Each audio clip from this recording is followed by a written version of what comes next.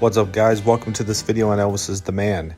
So I'm just wrapping up reading the book Being Elvis, A Lonely Life by Ray Connolly. I think it is a great book. It turned out to be really good, more than just a biography. It plays devil's advocate. It points out the usual people that we would point to as being leeches in Elvis's life. I'm really thinking about Col Parker. We know this, but it also points at Elvis, why he, put up so little resistance. It plays devil's advocate in the sense that there were people to blame and there were people that used Elvis, but also Elvis allowed himself to be used, sometimes because the money was right and it was easier to just brush it off and continue with his contractual obligations like the movies, rather than put up a fuss because he hated confrontation. But this little excerpt I want to give to you as I'm closing out this book is found on page 693. It talks about Elvis when he was off from his early summer tour, as he was relaxing and recuperating at Graceland just maybe a few weeks before his August tour that was set to start. He had a lot of things on his mind. The Bodyguard book, certain excerpts were being released in the Britain press, talking about how he put a hit on Mike Stone, or at least highly considered it, for a few days. How Ginger was on his mind and how she didn't follow him around like all the other girlfriends did. How he had so many dependents, Aunt Delta living with him, his grandma Minnie Mae, his dad Vernon close by, having heart issues. Elvis told producer Felton Jarvis at one of the end of his concerts on that last tour in May-June, that he was just tired of being Elvis. And yes, he did like being Elvis at times, but there was just too much that he had to cope with. So I digress to the topic. The author Ray Connolly says that Elvis was intrigued by an article in a fan magazine. I don't know the name of the fan magazine. If I find some details, I'll put it in the description of this video, so check the description after you see this video. Supposedly, Ray says that Elvis was intrigued by an article about Col Parker, Andreas, not Tom Parker, that was not his real name. They were suspecting that he was not a true American citizen and that he was actually Dutch in origin. And he wasn't even a citizen, he was an illegal alien. He says Elvis was intrigued by this because that's the first time I ever read that Elvis had any inclination that Parker, or Andreas, was not an American-born citizen. That would explain why Parker always gave some type of excuse why Elvis never toured overseas, because he was afraid possibly that if he went over with Elvis, he could not get back. Now, Parker didn't go with Elvis overseas when he was in the army. He had a good excuse for staying busy working on Elvis's career, helping to release records and keep Elvis somewhat in the limelight while he was in the army. That was his job in the United States. So maybe Parker could have just stayed in America while Elvis was overseas. But I think, rather than sending like Tom Diskin or whatever, Parker wanted to be close to Elvis so nobody else got in his ear. I don't think he really cared too much about it while he was in the army.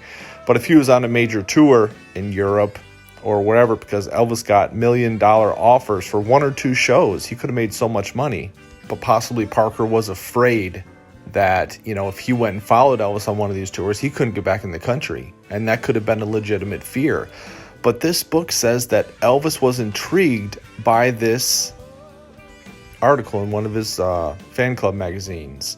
And as I was saying, I think that, when I was watching the Elvis movie that came out, the great Elvis movie, we all know that in 1973, Elvis didn't fire Parker on stage and say that he was an illegal alien and all that. I just kind of thought that they added that part in, which they did, but added in the fact that he was onto Parker about being illegal.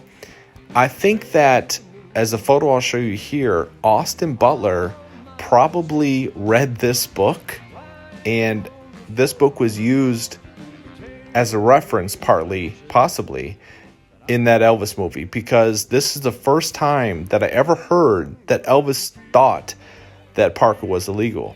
The author also said that a few years prior, so maybe 73, 74, 75, Elvis also heard a rumor that Parker was an illegal immigrant and that not an American-born citizen, and that he just kind of brushed it off.